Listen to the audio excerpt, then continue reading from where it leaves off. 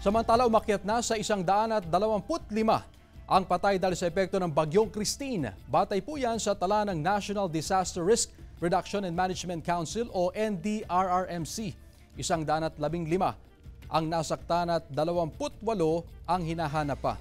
Karamihan po sa mga casualty ay taga Calabarzon at Bicol Region. Sa halos 40,000 eskwelahan sa iba't ibang bahagi ng bansa, nasa 3.3 billion pesos ang halaga ng pinsala ayon sa Department of Education. Sa inisyal naman na tala ng DepEd, 2,700 classrooms ang tuluyang nasira. Mahigit sa 1,300 naman ang partially damaged. Meron ding mahigit sa 1,000 eskwelahang ginagamit ngayon bilang evacuation center. Mahigit sa 19 million na estudyante naman apektado ang pag-aaral, habang mahigit sa 786,000 na mga guro at iba pang tauhan ng DepEd ang apektado.